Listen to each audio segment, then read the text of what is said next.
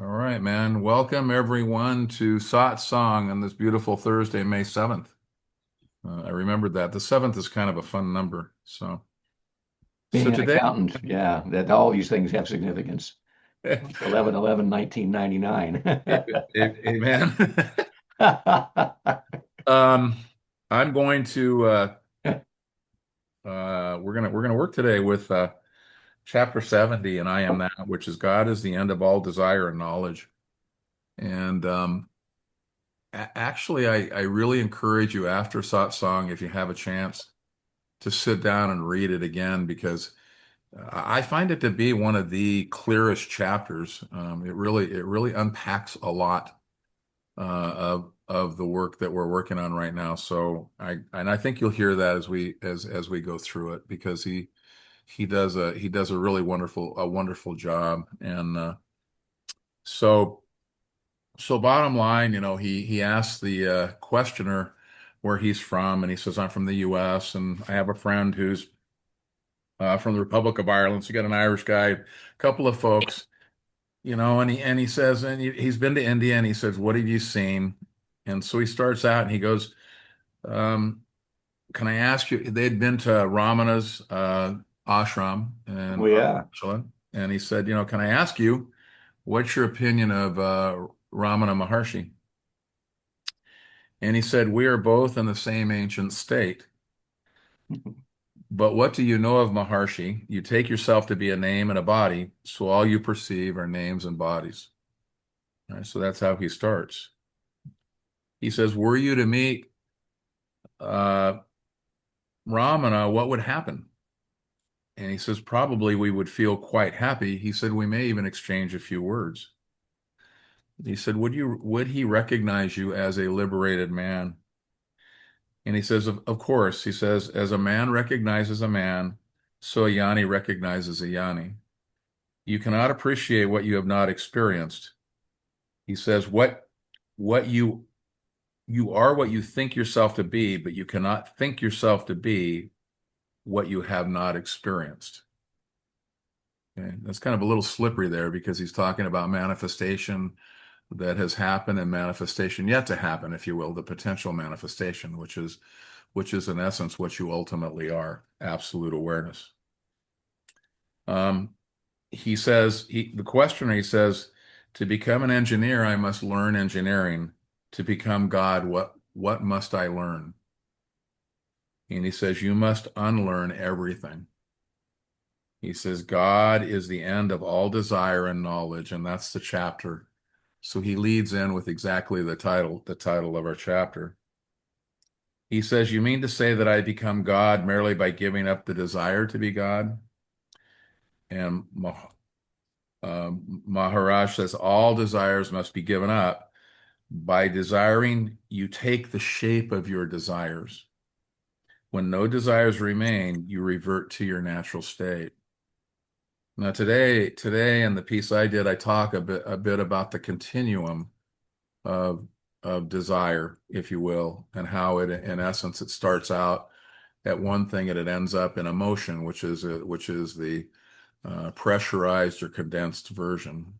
And so recognize it's kind of interesting that when I think we read or we think about desire, we don't necessarily think of it in the sense of an incredibly condensed or pressurized emotion, but that's what's being pointed to.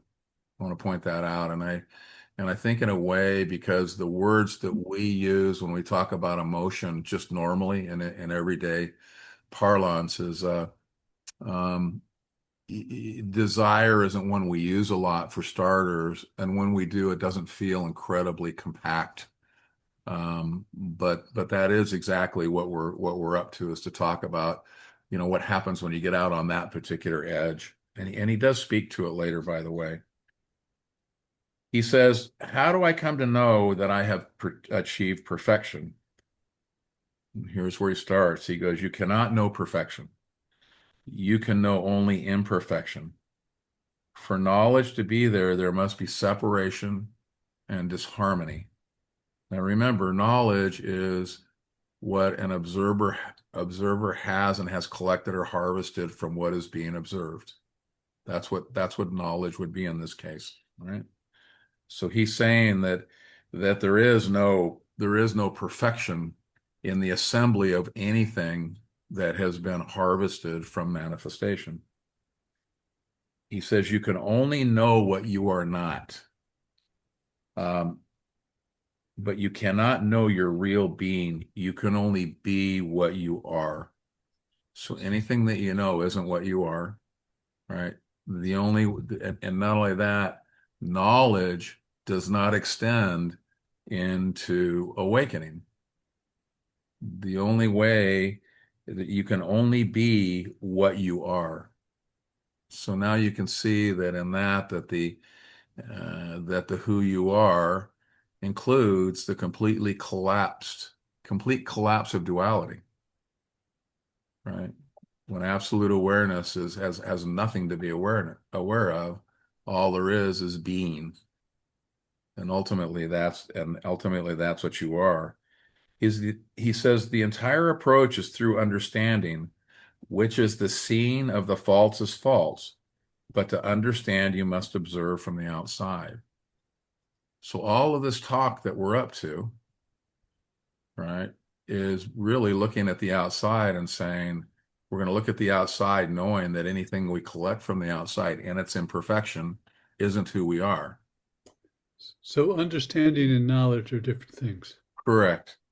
Correct. And we talked last time about the living understanding. Even the living understanding is a step towards, right? We know that the living understanding is just a stepping stone. It's a piece on the way, right? So just knowing that's helpful. Now it doesn't eliminate the living understanding as the story that allows us to make that step.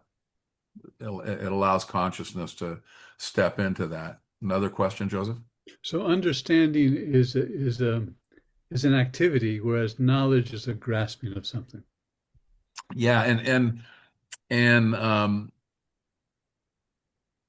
knowledge actually in a certain way would include understanding, if you will, but the understanding, as I say, is on the way to some, at least understanding as we use it in this particular context. We think we have a lot of understandings and we explain a lot of things to other people. So those understandings, of course, are stories as well. But in the end, all of those are completely dissolvable. And ultimately none of those stand up. That was Ramesh's favorite thing, was to send somebody off and have them examine what they thought they were most responsible for. And they would basically construct that story, and then they would look at all of the things that happened that they had absolutely no bearing on. Right. And by seeing that, they could see that basically there was no possible way for them to be responsible for what was arising. That was his particular way of getting to that. Mm-hmm. So he was using understanding to dissolve itself, if he was using the story to dissolve itself. And that's what a living understanding in our context is exactly that. Mm-hmm. It's the understanding that is going to be dissolved at some particular point, because the only thing is that you are. Right. And that's always the difference between every other activity in humanity and this, is that difference. And that's what people stumble on. And even when you write about that, right, you write or you communicate what I just said, most people will take that and objectify it. Right. They return it into word form. They return it into, they replace one story with another, rather than seeing that the story itself dissolves. So, I'd like to say something. yeah. I'm not so totally clear that this is directly relevant, but it does seem related to me, okay? Mhm. And that is, it seems as though, I'm just going to use an analogy that might be less than perfect. It seems as though we have what I would call a magnetic heart, and it's being drawn to where it needs to go, and it's being pulled forward to say what it needs to say, and to do what it needs to do. And there's something about that that feels like the the actions of being. you know. Um, does that relate to anything that you talk about, my friend? Yeah, because I always talk about consciousness magnetizing itself to awakening. Yeah, yeah, you're being And that, drawn. It's being yes, drawn. and that all magnetizations are simply trial runs, right? Yeah. So, yeah. So which is similar to the other day. And remember when we talked about satsang, we talked about like, wow, that satsang was really impressively strong, if you will, right? Yeah, man. Which is a magnetization, right? It's just one that's sure to fall short. Yeah, because it feels like it, it in a pure way, it feels like there's no ego involved in that. Um, and that the awareness is discovering the purpose of it as it's in motion, you know? True, but remember in the beginning, it's all claimed by ego. Of course. Right. All Yeah. magnetization is almost always something I do. Yeah, it's my path. And Right. okay. Including the notion that somehow or another we control nature. Right. Yeah. I mean, it gets pretty grandiose, this idea You're that responsible for everything except for the oxygen in the sun. exact all of that. Yeah. Got it. Yeah. Okay. So, Thank you. okay. So anyway, seeing the faults is false. So you see what the activity is. It's looking at what is out there and recognizing that what you think you are, including everything that makes that.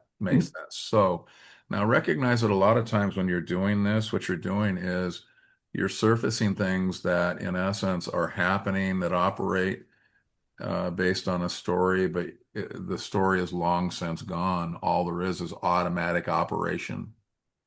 And that gets surfaced and is seen. And so that's the same thing. Seeing the false is false. Right. He says, the Vedantic concept of Maya illusion applies to the manifested. He says, therefore, our knowledge of the manifested is unreliable. This is the questioner. He says, but we should be able to trust our knowledge of the unmanifested. All right. He says there, Maharaj, predictably, there can be no knowledge of the manifested. Yeah. Right. Because being is what you are, right? There's no knowledge involved in being. The potential is unknowable. Only the actual can be known.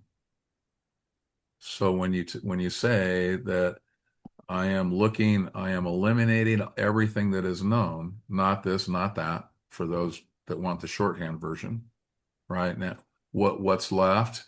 What's left is the potential, right? Which is what being or automatic or absolute awareness is. You can use either. Um, he says, well, why should the knower remain unknown? He says, the knower knows the known. He says, do you know the knower? Who is the knower of the knower? You want to know the unmanifested. Can you say you know the unmanifested? Hold on one sec here. My dog's anything. So, um, so he says, I know things, ideas, and their relations. It is the sum total of all of my experiences.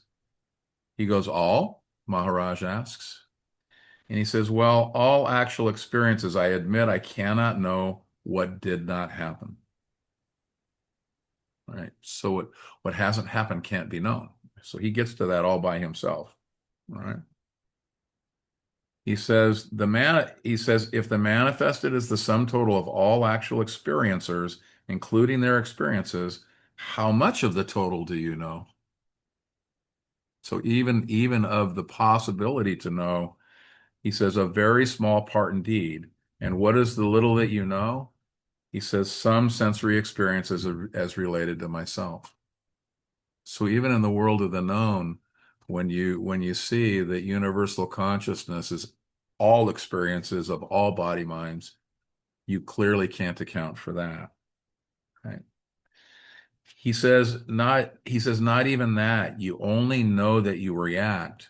Who reacts and to what? You do not know. You know on contact that you exist. I am. I am this. I am that are imaginary.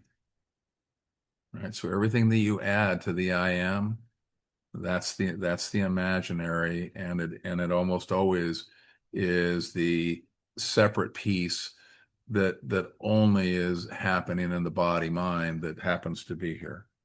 Right? He says, I know the manifested because I participated. I admit my part in it's very small, yet it is as real as the totality of it.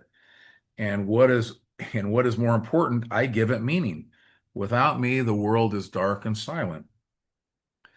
Maharaj, one of my favorite, by the way, a firefly illuminating the world, or illumining the world, he says it. He says, you don't give meaning to the world, you find it. Dive deep into yourself and find the source from where all meaning flows. Surely it is not the superficial mind that can give meaning. Question what makes me limited and superficial. He says the total is open and available, but you will not take it. You are attached to the little person you think yourself to be. Your desires are narrow, your ambitions petty. After all, without a center of perception, where would be the manifested? Unperceived, the manifested is as good as the unmanifested, and you are the perceiving point, the non-dimensional source of all dimensions. Know yourself as the total. All right. Now, it's really interesting if you think about what happens that a lot of times the self-talking that we do, we say, oh my God, I'm stuck. All of the kinds of things, that we talk about. And where can that only come from? Right? It can only come from the meaning as it has already landed. It doesn't come from the source of meaning because I am is all, right? That's all of consciousness. But once landed, once extruded, right? Once the cookie has been made, right, then it's only the cookie itself, right? And then the um, the mind, I'm not moving fast enough, I'm not understanding enough, I'm not all of the self-talk that happens. But the only place that can happen is there. So a really good way to look at oneself is whenever there is a sense that it's not happening in the way that it should, or perhaps quote unquote, you are a failure at doing this. You turn right and the car goes left, and I'm a really bad driver, that example, right? Know that has no possibility of being the case. That has no possibility of being the case. There's no possibility that your movement is in any way, shape, or form obstructed.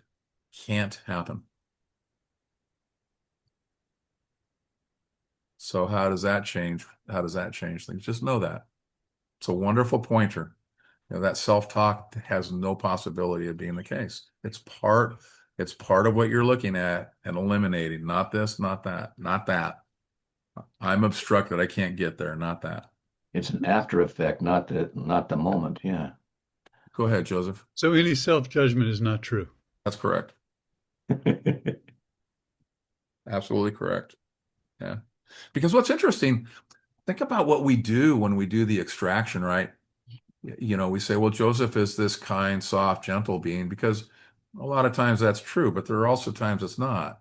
But we don't take it, Then they say, well, that Alan character is kind of an electric idiot, and often that's true, right? But often it's not, right? So what do? We do our packaging and we say, oh, well, Joseph's like this and Alan's like that. But what happens is that every response, right, is just simply our response. And when unpackaged, what are you? You see, there's no way to describe what you are unpackaged. It's just whatever happens in the moment, right? That's the response. So your son-in-law pisses you off one day. Okay. But it doesn't mean that Joseph is the father-in-law that gets pissed off every time his son-in-law does X. Now, it may happen a fair amount, but probably it doesn't happen a fair amount as well, because this Joseph character, there's a lot of empathy that shows up there. So it's, Right. so how can we say that he is in any way whatsoever? Can't. Right. Right. Okay. He says, so he finishes. I just said, he said, you are the perceiving point, the non-dimensional source of all dimensions. Know yourself as the total. And here he says, how can a point contain the universe? Questioner. Right. He says, there is enough space in a point for an infinity of universes. There is no lack of Lack of capacity. capacity. Self-limitation is the only problem. Mm. But you cannot run away from yourself. However far you go, you come back to yourself and the need of understanding this point, which is as nothing and yet the source of everything. All right. The key is to see how definition, limitation, and all the rest of it, meaning. He says, I came to India in search of a yoga teacher. I am still in search. Now, when you see that, when you see kind of a detour in the conversation like that, right, you know there's a hanging on because what came prior to that just didn't land, right? It wasn't available, right? Maharaj, what kind of yoga do you practice? He says the yoga of giving or the yoga of giving up. Which of those two? Questioner, don't they come to the same in the end? Maharaj, how can they? One enslaves, the other liberates. The motive matters supremely. Freedom comes through renunciation. All possession is bondage. Right? Now, don't be careful with the renunciation. I just warned, be careful with renunciation. Right? Renunciation is something that happens. So he's not talking about renunciation as a personal volition. He's simply talking as one watches, a renunciation happens by itself within consciousness. Right? You got to be careful with some of these. Like, for instance, we talk about taking delivery of.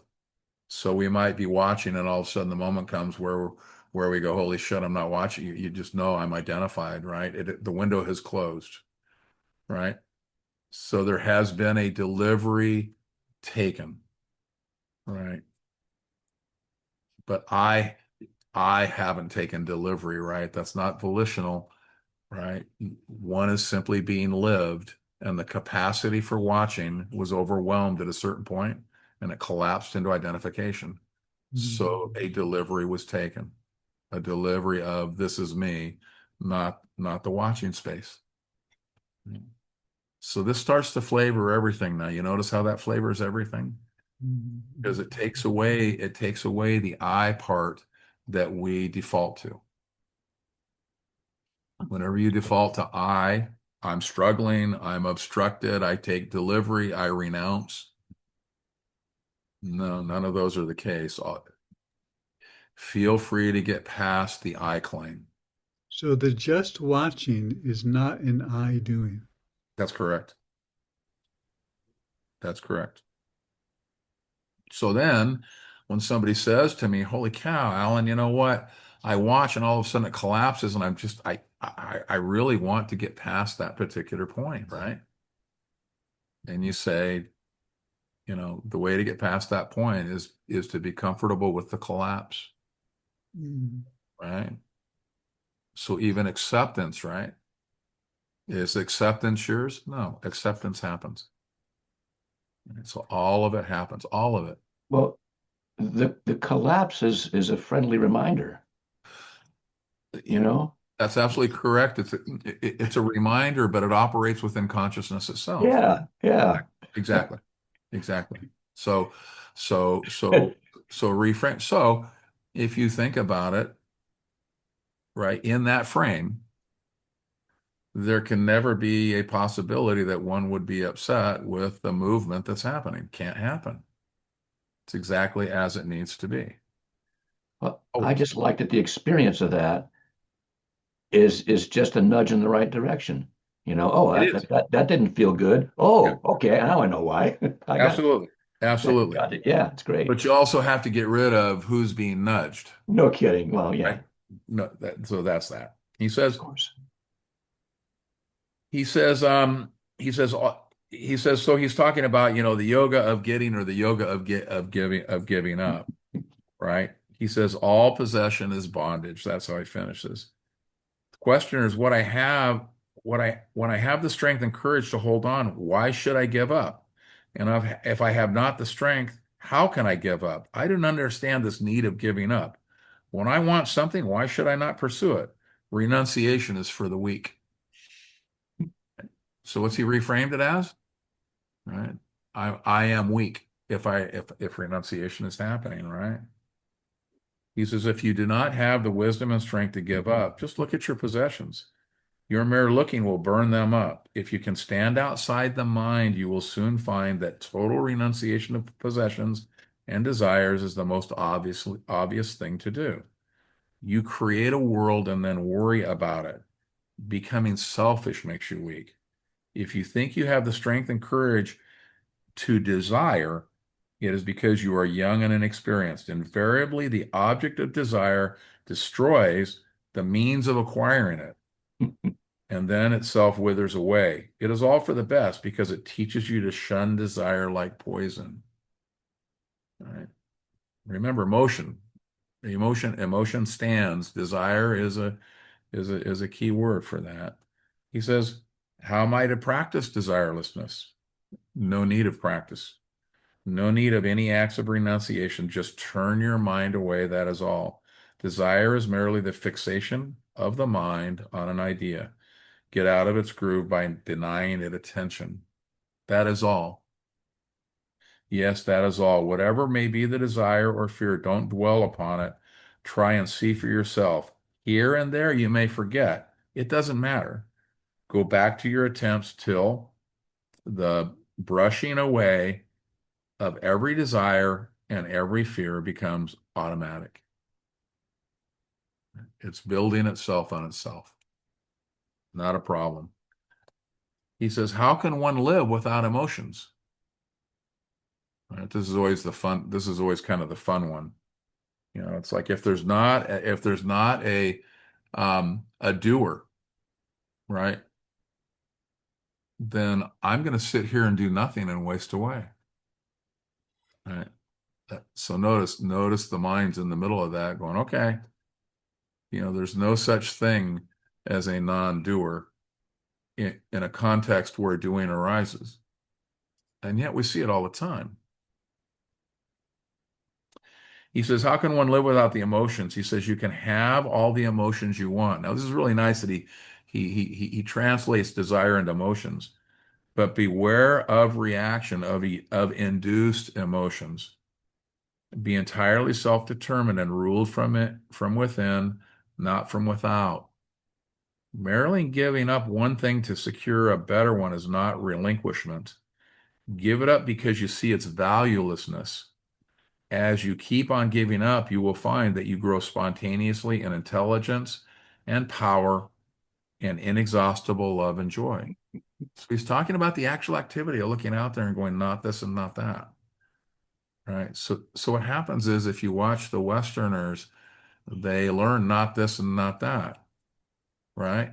And what they then do is they sit around and wait for the next Facebook thread so that they can make some brilliant thing and say, not this, not that. Right? But there's no understanding of what not this and not that looks like in play. In play, it's the simple identification, not this. Now it's relinquished. Right? It's dissolved. Not this, not that. Right? He says, why so much insistence on relinquishing all desires and fears? Are they not natural? They are not. They are entirely mind-made. You have to give up everything to know that you need nothing, not even your body. Your needs are unreal and your efforts are meaningless. You imagine that your possessions protect you. In reality, they make you vulnerable. Realize yourself as away from all that can be pointed to as this or that. You are unreachable by any sensory experience or verbal construction. Turn away from them. Refuse to impersonate. Says, question, after I've heard you, what am I to do? He says, only hearing will not help you much. You must keep it in mind and ponder over it. Try to understand the state of mind which makes me say what I say. I speak from truth. Stretch your hand and take it. You are not what you think yourself to be, I assure you. The image you have of yourself is made up from memories and is purely accidental. What I am, questioner, what I am is the result of my karma. Another one of my favorite words that Westerners love. He says, what you appear to be, you are not. Karma is only a word you've learned to repeat. You have never been nor shall ever be a person. Refuse to consider yourself as one. But as long as you do not even doubt yourself to be a Mr. So-and-so, there is little hope. When you refuse to open your eyes, what can be shown? Question, I imagine karma to be a mysterious power that urges me towards perfection. Maharaj, that's what people told you. You are already perfect here and now. The perfectible is not you. You imagine yourself to be what you are not. Stop it. It is a cessation that's important, not what you are going to stop. He says, does not karma compel me to become what I am? And he says, nothing compels. You are as you believe yourself to be. Stop believing. He says, here you are sitting on your seat and talking to me. What compels you is your karma. Maharaj, nothing compels me. I do what needs doing, but you do so many unnecessary things. It's your refusal to examine that creates karma. It's the indifference to your own suffering that perpetuates it. Right? So think about what makes a seeker. It's it's the moment that something in there says there's something wrong and movement ensues. It's the indifference to that that makes a seeker not a seeker, right? In other words, that doesn't flower. The indifference to suffering, right, creates the bulk of the population that never makes a movement. Right? And that indifference. Think about how in manifestation, how crazy is that indifference? Right? Look at the way that life treats life, and you'll see the indifference happening every day. And then you'll see the indifference to it is what encourages it to continue to get bigger. Right? He says, yes, it is true. What can put an end to this indifference? He says, the urge must come from within as a wave of detachment or compassion. Right? So I am nothing and I am everything. Notice how these words work, right? I am nothing. I am nothing is detachment. I am everything is compassion. He said, could I meet this urge halfway? He says, of course. See your own condition, see the condition of the world. He says, we were told about karma and reincarnation, evolution, yoga, masters and disciples. What are we to do with all of this knowledge? Leave it all behind, forget it. Go forth unburdened with ideas and belief. Interesting. Abandon all verbal structures, all relative truth, all tangible objectives. The absolute can be reached by absolute devotion only. Don't be half-hearted. Now notice again, earnestness and devotion. And one says, oh, I need to be devoted and earnest. All right. Again, that just happens. And what we do is we look and we go, look, the movement, the reaching is happening when devotion and earnestness are present. So therefore, I need to be that. That just shows an immaturity and not having arrived to the place where where there's not an automatic translation of earnestness and devotion are happenings within the body mind that consciousness is creating, as opposed to I need to be earnest, I need to be devout. It applies to every single thing, every single time. And just reminding, right? Just reminding, no big deal. This is what sits there, right? This sits inside the body, mind, and then the mind begins to pepper in there the, oh, you know, oh, stay aware, stay watching, all of that. Those reminders come from the mind. So the mind is kind of doing both sides of the duty, if you will.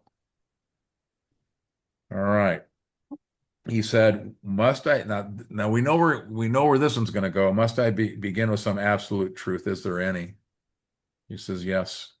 And what is it? The feeling of I am. Begin with that. So notice in this particular satsang that he went through an entire unpacking. Everything we said has been this incredible unpacking. And in some satsangs, he starts out with be the I am, and then we work our way through. This time, he talked about everything, right? The activity. And finally, it's like, well, where do I start? Bang, start with the I am. He takes you back to the beginning at the end this time. He said, nothing else is true. He says, all else is neither true or false. It seems real when it appears, it disappears when it's denied. A transient thing is a mystery. He says, I thought the real is a mystery. He says, how can it be? The real is simple, open, clear, and kind, beautiful, and joyous. It is completely free of contradictions. It is ever new, ever fresh, endlessly creative. Being and non-being, life and death, and all distinct distinctions merge in it. Absolute awareness. He says, I admit that all is false, but does it make my mind non-existent? He says, the mind is what it thinks. To make it true, think true. So I think most of the minds are operating, they're kind of two strokes, right? They're keeping you in bondage and at the same time reminding you what the next thing is in terms of the movement. All right. They're in transformation. Mhm. He says, where does the absolute come in? He says, the absolute is a birthplace of perceiving. It makes perception possible. But too much analysis leads you nowhere, right? So now you notice this conversation could last forever, and Maharaj is saying enough, right?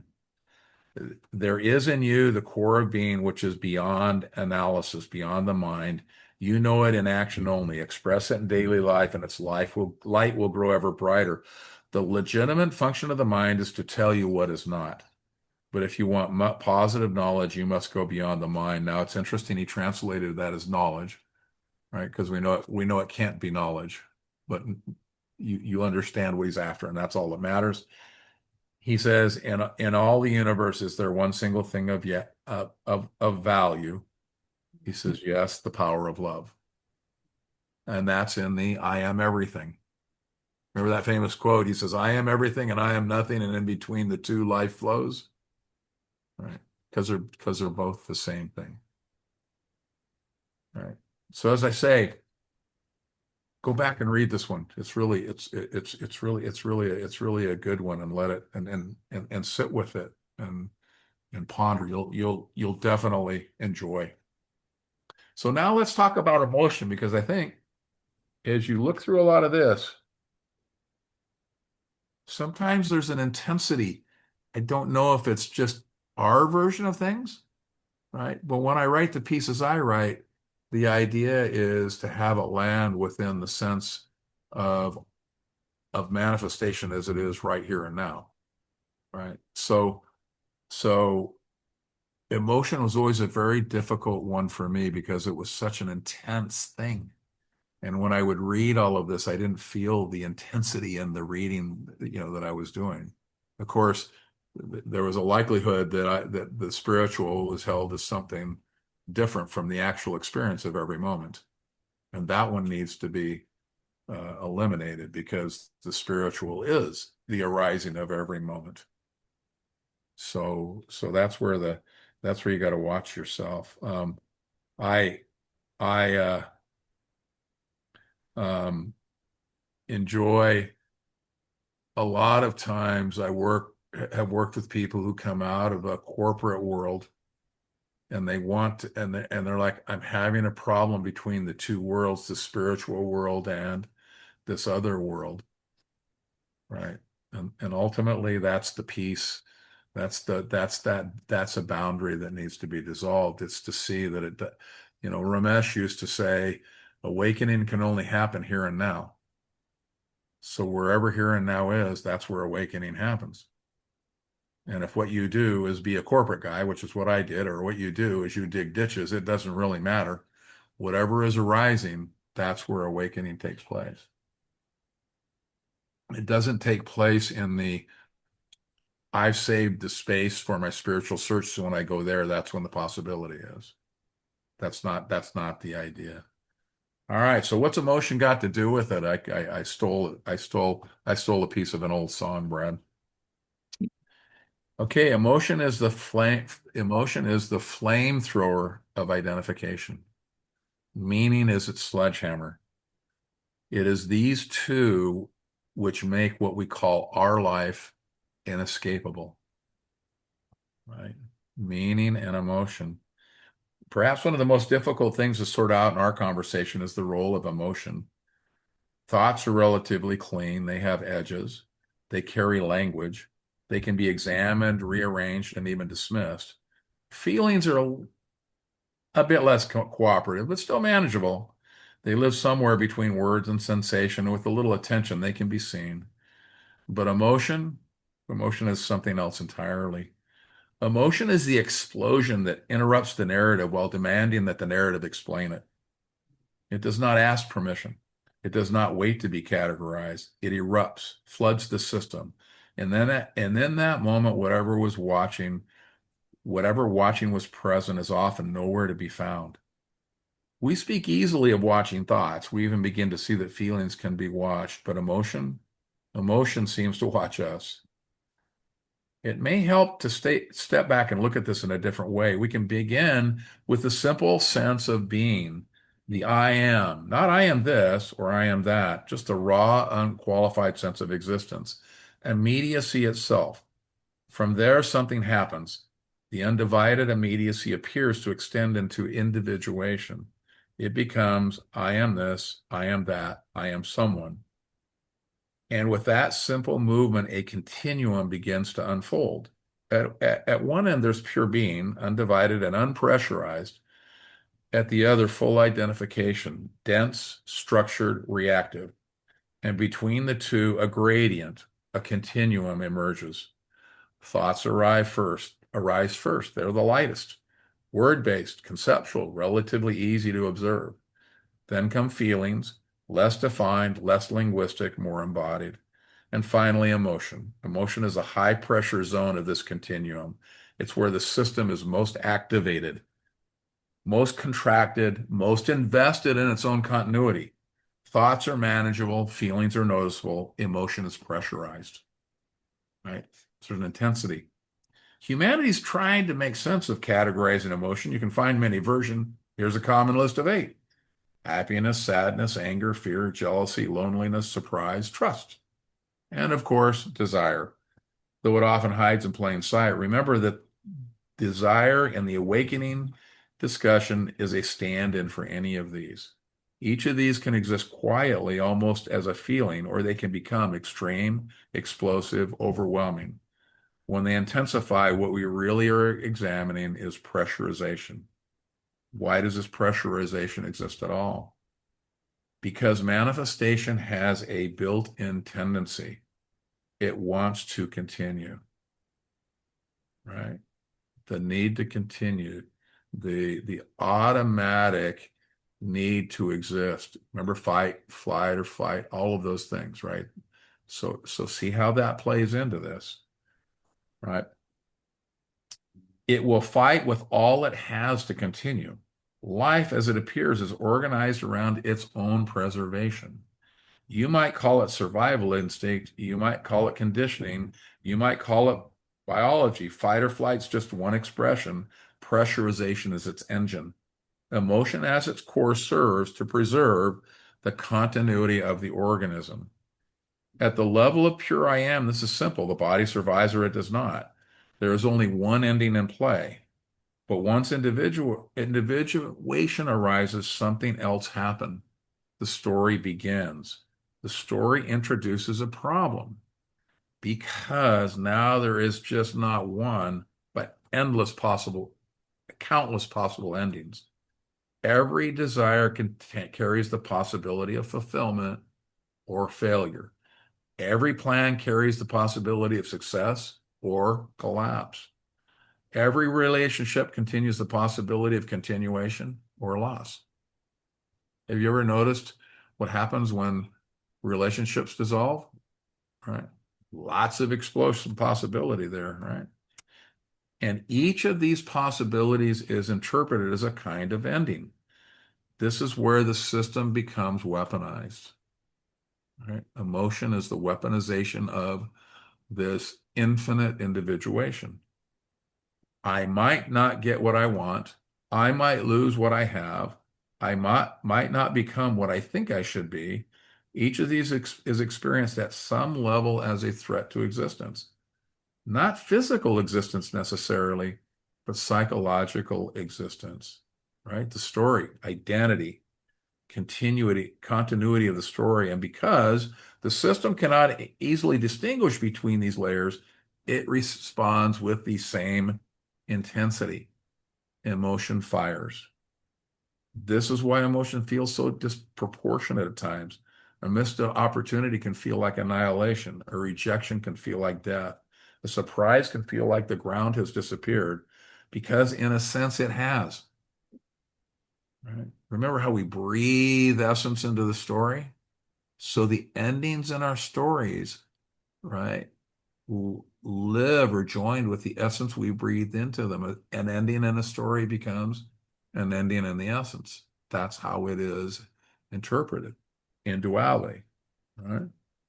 We construct our lives based on what we believe is possible. We build narratives that make sense to us. We include what fits, we exclude what doesn't. But reality does not consult our narrative. And when something arises outside of what we have accounted for, the structure is disrupted. The disruption is experienced as a threat, and that threat triggers pressurization. That's why surprise is so destabilizing, not because of the event itself, because it exposes the fragility in the story. And where there is a threat of ending, real or imagined, emotion is ready. Now, why does it matter? Because if you spend any time observing yourself, you likely have noticed something. At times, watching is present. Thoughts arise at past, even feelings can be seen. And then suddenly something happens and the watching is gone. You don't even notice it till later. Identification is back. You're no longer observing it. You are in it. You are it. Why?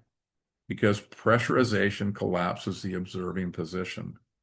Emotion is not just another object in awareness. It is the point at which the system contracts so strongly that awareness appears to disappear. Notice carefully, it only appears to disappear. So that's why this is important. Just that one part. It doesn't disappear, it appears to disappear. Right? And that's actually what makes egoic living possible anyway, right? Is the appearance that it actually is real. It appears to be the case. At first, it seems that thoughts can be watched, but feelings cannot. Then, with some attention, feelings become watchable, but emotion is often written off. It's written off as unmanageable, too intense, too fast, too overwhelming. So it's left out of the inquiry. But this is where the deeper work lies.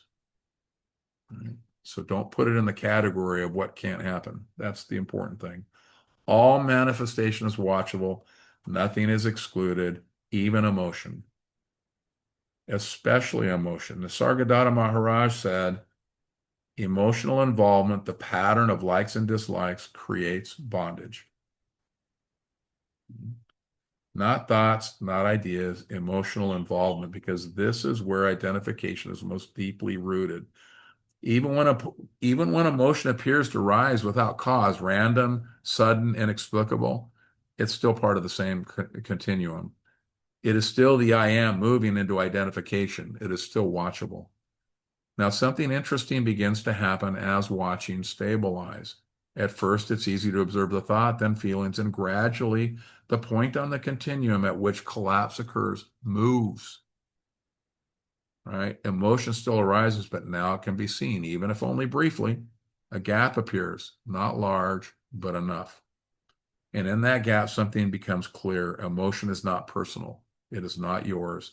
It is a movement, a surge, a contraction within the field of being. As this becomes more evident, the movement begins to reverse, not by effort, not by control, but naturally. The system unwinds from emotion to feeling to thought to simple being back down the continuum. And eventually, even the I am is seen as arising, contained within something prior, what Nisargadatta Maharaj sometimes called apperception. But even that word's too much because the moment we name it, we begin again. Right?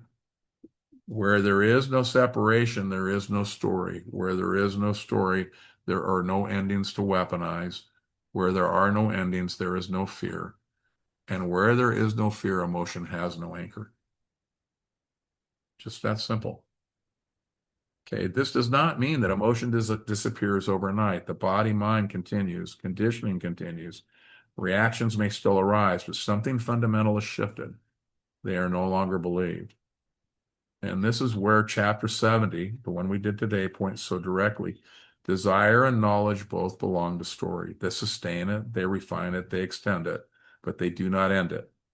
Only the seeing of what you are prior to the story brings the movement to rest. So, what is the invitation here? Not to suppress emotion, not to control it, not to understand it, but to include it fully in the field of seeing. The next time emotion arises, and it will, pause, if only for a moment, not to fix it, not to name it, but to notice what is aware of this. Does that move? Does that change? Stay there even briefly. Over time, something quiet and undeniable emerges, not as knowledge, not as conclusion, but as simple absence of entanglement. And then you will see emotion never was the problem, identification was.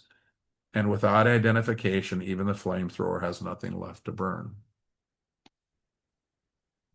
So that's it. Now, I can add one thing that's really fascinating, and that is anger. Now, anger is one of those things, when anger was being handed out in the beginning, I stood in that line twice. Um, and so that has been a lifetime experience here.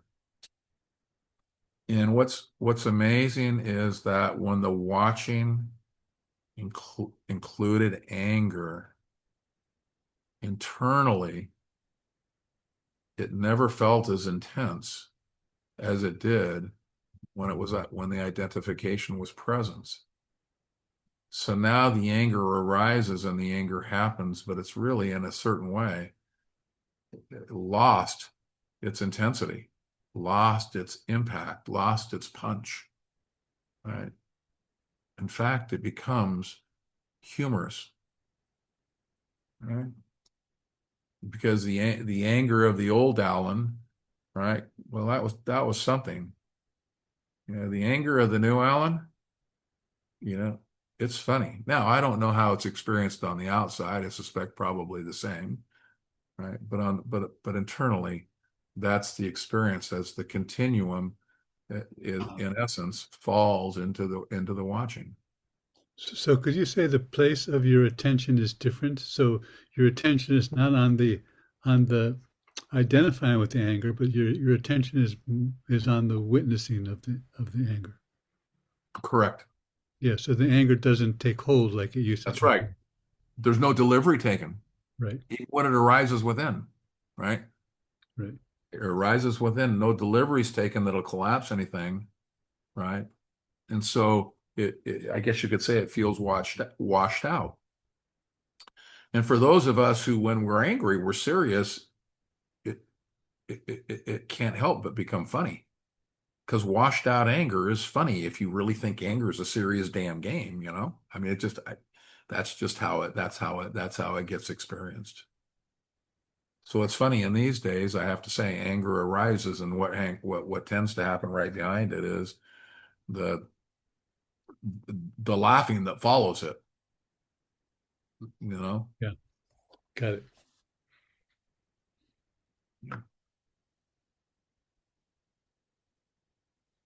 All right. That was a Um, lot. Oh boy. Yeah.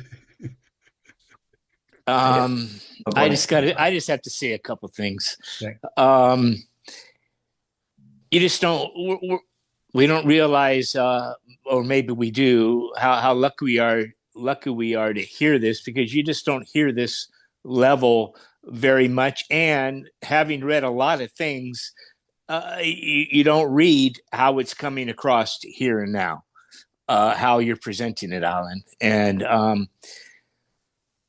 I just want to make a quick comment regarding the desire, because I remember at one point I wanted to renounce all desire, my relationship, everything, you know, and because the earnestness put me in this position to be willing to let go of everything, but that's just the ego being frightened of losing things. We don't have to give up anything that's meant to be with us, you know. And it seemed like desire kind of migrated over to acceptance to what was arising, instead of living in a desire and trying to chase that. Just being okay with what's arising now in its fullness, um, became a really nice replacement for the desire, if that makes any sense. I just wanted to share that. Total. I've talked about the Mahabodhi before, right? How the awakened basically squeezes life like a lemon, the prime enjoyer, right? And that's just a function of the fact that it doesn't matter if it ever comes back. The desire is the want for something to basically stay, come back, whatever it happens to be. But thorough enjoyment is when there's no care if it comes back. Mm. Right? Now it operates the other way too. Desire and the pain that comes with it. So when the pain arises, once again, thoroughly felt, but no caring if it stays, comes, whatever, right? That it applies to both ends of the spectrum, to all of duality.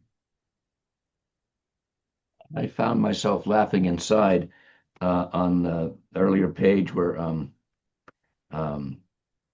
Maharaj says, that's what people told you. You are already perfect here and now. The perfectible is not you. You imagine yourself to be what you are not. Stop it.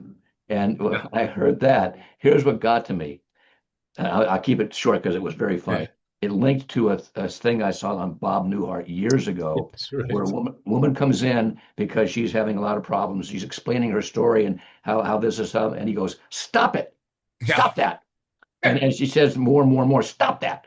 Yeah. After about 10 times of him telling her to stop it, she's suddenly okay. Yeah. Yeah. No, I love that. I know exactly the scene you're talking That's a about. great thing, man. It was Yeah. great funny. Yeah. Yeah. It was funny years ago. Um, I sat at a conference. I was a young CEO, and I'm sitting amongst all these older CEOs. And they went around, and they went around the room, and they were like, "Tell us what makes each of these CEOs. What's the attribute that makes them the CEO that they are?" Now, I was probably 29 or 30. I was a CEO at a very young age, and so I know they're looking around at my end of the table and going, "Oh, baby, well, who can even think of one for this bozo?" Well, it happens that one of my very close marketing guy with an incredible sense of humor, he said, he stopped and he saved the room because he said, the attribute that Alan has that makes him formidable is the ability to make the obvious more so. And Bob Newhart used to do that. Now, what's really hilarious is that later in my career, there was a recognition that the gift that was happening was actually making the obvious more so. That was the gift. Some people called it a revealing because they didn't see the obvious to begin with, but the reality is just making it. So it was very simple. I always say I'm a storyteller, and it's true because story is in its positive sense is a way of making the obvious more so. But it's true, right? Yeah. It's like all of this fancy therapy, and occasionally, hey, it's just stop it. Stop it. Yeah. And I reacted the same way when I read that in the chapter. I thought that was a wonderful. Just stop it. You know? But I'm Here's attached. Yeah, Stop here's how to unwind that cobweb. Just stop it. it. So anyway, There right? you go, buddy. So Tim, just remember this: there's no such thing as advanced. Okay.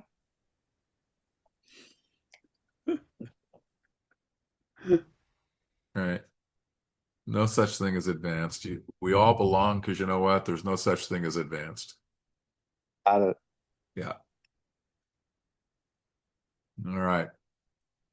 Anything else? Any other contributions before we? All right. You're not going to be here next week, Joseph, right? You're going to be in I'll be Spain, in Spain. I will, Yeah. right. which really pisses me off. Anyway, tough promotion. I get jealous anytime. No. Next week I might be. Okay, it's Yeah, the following.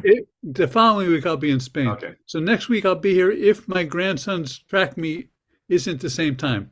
Perfect. I just want you to know that anytime you tell me you're going somewhere and I know there's really good street food there, I'm going to be jealous.